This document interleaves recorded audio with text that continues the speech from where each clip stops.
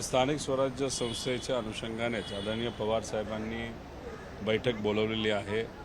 शशिकांत शिंदे साहेब, सुप्रियाताई, जयंत पाटील साहेब, देशमुख साहेब, त्याच्याचबरोबर इतरही सर्व मोठे नेते हे या बैठकीला येणार आहेत। आव्हाड साहेब आहेत, काही खासदार अमोल कोल्हे साहेबांसारखे तिथे येतील आणि आम्ही एकत्रित चर्चा करून पुढं काय करायचं, कशा पद्धतीने लढायचं। बऱ्याच ठिकाणी काही जिल्हा प्रमुख जे आपले आहेत त्यांनी काही प्रस्ताव आपल्यापर्यंत पाठवलेले आहेत, त्याच्याबद्दल काय निर्णय घ्यायचे अशा पद्धतीची ही बैठक असणार आहे आणि त्या बैठक झाल्यानंतरच आपल्याला कळेल की पुढे आपण कसं लढणार आहोत।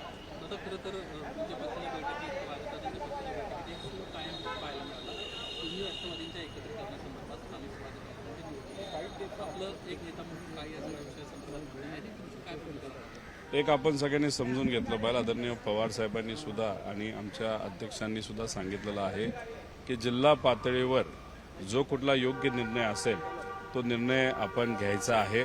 याच्यामध्ये जिल्हा परिषद, पंचायत समिती, नगर परिषद, नगरपंचायत या बाबतीतले निर्णय हे जिल्हा पातळीवर घेतले जातील। फक्त निर्णय घेण्यापूर्वी वरच्या कार्यालयामध्ये नाही तर वरच्या अधिकाऱ्यांना नाही तर पदाधिकाऱ्यांना हे सांगितलं जाईल असं तिथं ठरलेलं आहे।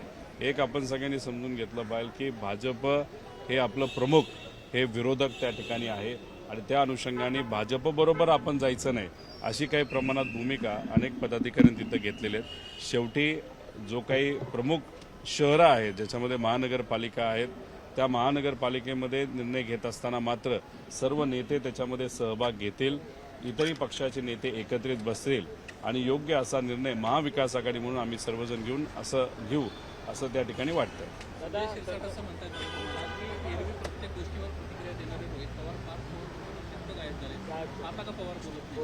शिरसाटांना मला सांगायचं आहे की तुम्ही तुमच्या बाबतीतलं बोला, जो काय भ्रष्टाचार 5,000 कोटी रुपयाचा तुम्ही केलेला आहे त्याच्याबद्दल मात्र तुम्ही कुठं तोंड तिकडं उघडत नाही आणि नको त्या विषयामध्ये तोंड तुम्ही जर उघडत असाल तर एकदा समोरासमोर येऊ द्या, मग आपण बोलूया मीडियासमोर काय खरं आणि काय खोटं। राहिला प्रश्न काही पार्थ पवारांच्या बाबतीतली भूमिका, गेले 3 दिवस झालं, तसं बघितलं तर गेले 8-9 दिवस झालं माझी तब्येत ही नीट नाही, त्यामुळे सोशल मीडियावर सुद्धा तुम्ही जर बघितलं असेल, काल तर मी अकोल्याला जाणार होतो तिथं मला जाता आलं नाही।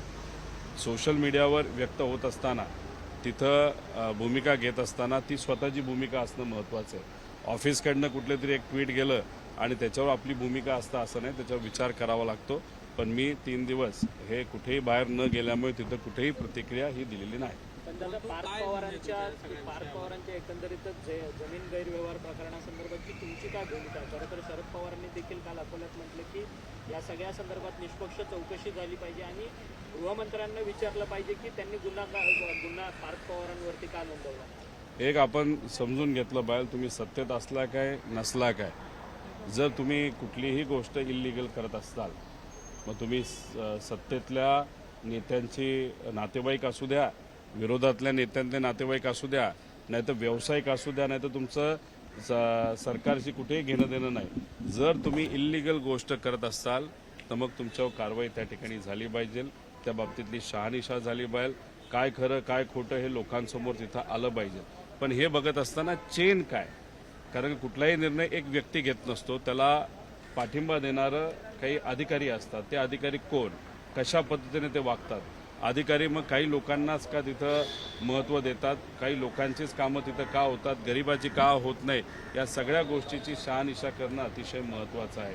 आणि हे करत असताना आमचं एकच मत आहे की कुठलाही नेता असू द्या, नेत्याच्या परिवारातला कुठलाही व्यक्ती असू द्या, चूक केली असेल तर ती चूकच समजून योग्य पद्धतीची कारवाई त्या ठिकाणी झाली पाहिजे। पण ती कारवाई होत असताना भेदभाव कुठं झाला नाही पाहिजे याची सुद्धा दक्षता घेतली पाहिजे। पण या सरकारमध्ये आपण जर बघितलं तर जेव्हा केव्हा आम्ही काही मुद्दे पुढे घेऊन जात असतो तेव्हा मुख्यमंत्री साहेबांच्या जवळचा तो व्यक्ती असेल तर त्या बाबतीत कुठेही कारवाई होत नाही, पण कुठंतरी मुख्यमंत्र्यांना नाहीतर भाजपला एखाद्या नेत्याचा खेळ खेळायचा आहे नाहीतर गेम करायचा आहे त्याच्यावरच लगेच कारवाई तिथं होते। आता आम्ही सिडकोचं प्रकरण हे पुढे आणलेलं आहे, त्या बाबतीत सरकारच्या एका विभागानेच सांगून सुद्धा त्या व्यक्तीवर तिथं कारवाई होत नाही, पण या बाबतीत तुम्ही जर बघितलं तर सुपरफास्ट कारवाई तिथं केली जाते। आमचं मत आहे भेदभाव न करता जो चुकीचा आहे तो चुकीचा आहे, त्या पद्धतीने कारवाई करणं महत्त्वाचं आहे। भेदभाव न करता. याच्यात आपण बघितलं तर सिडकोचं प्रकरण आहे. आपण नवी मुंबईमध्ये आता खडी मशीनचा एक विषय तिथं पुढे येतोय.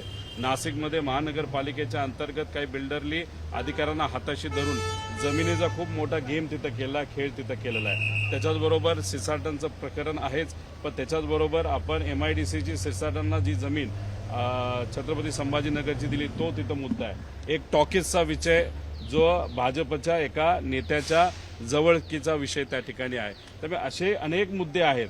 त्यामुळे मुख्यमंत्री साहेबांना मला एकच सांगायचं आहे की सरकारी जमिनी आणि ज्या काय कुळाच्या जमिनी आहेत, नाही तर अजून काही इतर विषय आहेत जे कुणाच्याच नावाली जमिनी होत नाहीत, अशा जमिनीचा ताबा ज्या ज्या लोकांनी घेतलेला आहे, त्याच्यामध्ये ज्यांनी ज्यांनी लक्ष घातलेलं आहे त्या सर्वांवरच कारवाई तिथं झाली पाहिजे. आणि मुख्यमंत्री साहेबांना मला अजून एक गोष्ट सांगायची आहे की तुम्ही इतर लोकांवर लक्ष ठेवून आहात, पण त्याच्यात महत्त्वाचं काय की भाजपलीच जे कार्यालय मुंबईचं ज्या ठिकाणी केलेलं आहे त्या बाबतीत सुद्धा तुम्ही थोडंसं स्पष्टीकरण तिथं दिलं पाहिजे.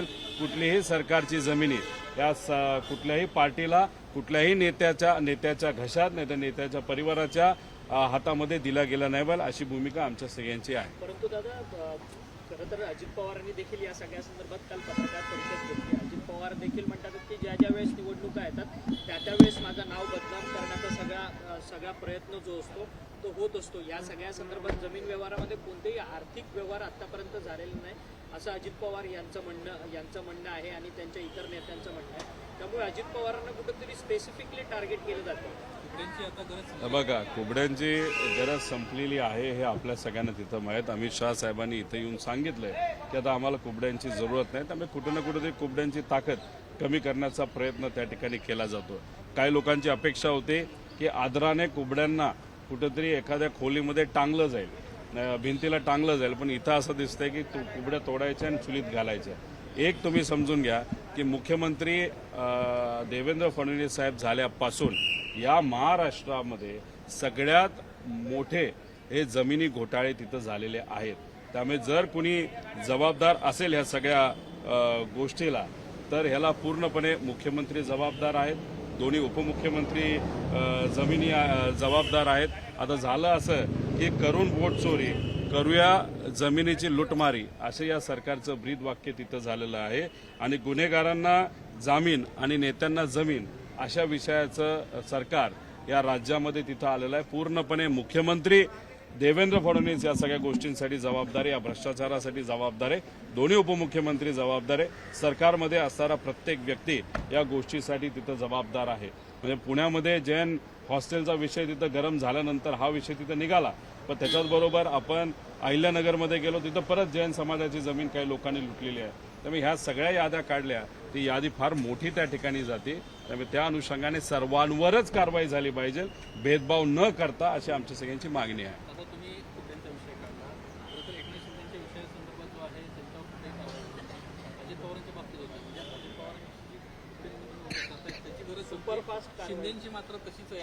एकनाथ शिंदे साहेबांची जरूरत या सरकारमध्ये असणाऱ्या भाजपच्या सर्व नेत्यांना मुंबईच्या इलेक्शनसाठी आहे. मुंबईचं इलेक्शन जसं संपेल तसं एकनाथ शिंदे साहेबांना सुद्धा टार्गेट केलं जाईल. त्यांना पूर्णपणे राजकीय दृष्टिकोनातून संपवण्याचा प्रयत्न तिथं केला जाईल. त्यांच्या ठाण्यामध्ये सुद्धा त्यांना नीट राजकारण करून दिलं जाणार नाही, अशी भूमिका भाजपची तिथे 100% असणार आहे. पण तुमचं अंतर्गत काय, तुमची उणीधुणी काय, तुम्ही कोणाची जिरवता, याच्यापेक्षा या राज्यामध्ये मुख्यमंत्री देवेंद्र फडणवीस साहेब आल्यापासून हे जे काही जमिनीचे घोटाळे मोठ्या प्रमाणात सुरू आहेत, मोठ्या मोठ्या बाहेरून गुजरातवरनं आणि आंध्रावरनं आलेल्या कॉन्ट्रॅक्टरचे जे काही घोटाळे तिकडे सुरू झालेले आहेत, काही कॉन्ट्रॅक्टरला सहजपणे रेव्हेन्यू डिपार्टमेंटकडनं पेनल्टी माफ केली जाते, ते सुद्धा 100, 200 कोटीची. हे सगळं जर कोणाच्या काळामध्ये सुरू आहे ते फक्त आणि फक्त देवेंद्र फडणवीस हे जे मुख्यमंत्री आहेत त्यांच्याच काळामध्ये एवढ्या मोठ्या प्रमाणात भ्रष्टाचार आहे. त्यामुळे भ्रष्टाचार जेव्हा एवढ्या मोठ्या प्रमाणात होत असतो त्याचे धागेदोरे हे मुख्यमंत्र्यांपर्यंत 100% त्या ठिकाणी असतात. पण मुख्यमंत्री स्वच्छ दिसावेत यामुळे कुठेतरी एक वेगळ्या पद्धतीचं राजकारण भाजपकडनं केलं जातं, असं आमच्या सगळ्यांचं मत आहे. आजोबांकडून मात्र पार्थ पवारांना चर्चा आहे. हे बघा, भाऊ म्हणून, आत्या म्हणून, आजोबा म्हणून आपण एक वेगळी भूमिका एका व्यक्तीबद्दल त्या ठिकाणी घेऊ शकतो. पण राजकीय एक आमदार म्हणून, राजकीय एक विरोधक म्हणून आपल्याला वेगळी भूमिका त्या ठिकाणी घ्यावी लागते. त्यामुळे सुप्रियाताईंनी भूमिका देत असताना सहसा आपण जर बघितलं असेल तर ज्या आई असलेल्या महिला असतात त्या थोड्या भावनिक असतात आणि त्या दृष्टिकोनातून सुप्रियाताई जेव्हा अचानक आपण सगळ्यांनी त्यांना तो विषय विचारला तेव्हा त्या भावनिक झाल्या, पण नंतर त्यांनी योग्य राजकीय भूमिका घेतली आणि पवार साहेबांनी तर स्पष्टपणे राजकीय भूमिका तिथं घेतलेली आहे आणि आम्ही पवार साहेबांना मानणारे कार्यकर्ते आहोत. आम्ही पवार साहेबांच्या विचाराने काम करणारे लोक आहोत. दादा, मनोज जरांगे पाटलांना कुठेतरी जीवे मारण्याची धमकी आलेली आहे. त्या सगळ्या संदर्भातले पुरावे माझ्याकडे आहेत असं मनोज जरांगे पाटलांनी पत्रकार परिषदेतच थेट सांगितलेलं आहे. त्यांनी धनंजय मुंडे यांचं नाव देखील सांगितलं. त्यानंतर धनंजय मुंडेकडनं चॅलेंज करण्यात आलं की आपण नार्को टेस्ट करूया.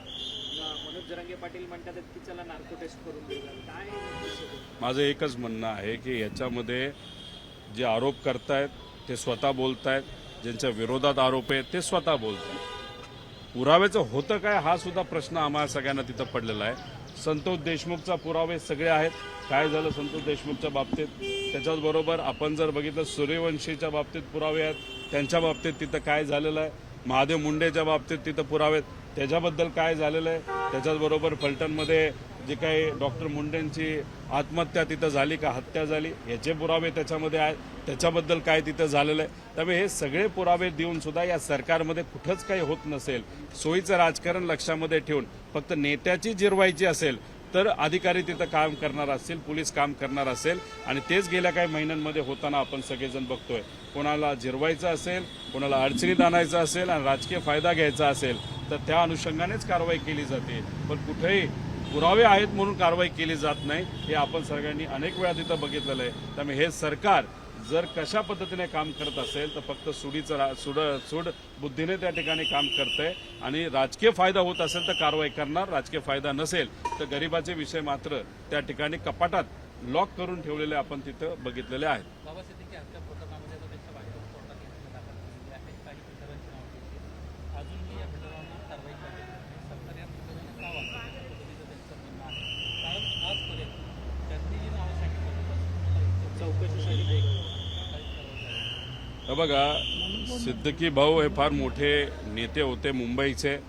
त्यांचं कार्य, त्यांची पद्धत हे आपण सगळ्यांनी तिथं बघितलेली आहे आणि ते स्वतः पदावर असताना आणि माजी आमदार असताना त्यांच्यावर जर असा प्राणघाती हल्ला होत असेल, त्याच्यामध्ये त्यांचा मृत्यू होत असेल आणि त्यानंतर कुठेही तिथं इन्व्हेस्टिगेशन पोलिसांकडनं योग्य पद्धतीने केलं जात नसेल तर त्यांचा परिवार त्यांच्या हक्कासाठी नक्कीच तिथं लढत असतो. आणि तसं बघितलं तर जिशान सिद्दीकी असतील, त्यांच्या आई असतील, हे वडिलांची हत्या जी झाली आहे त्याचा वेगळा अँगल आहे.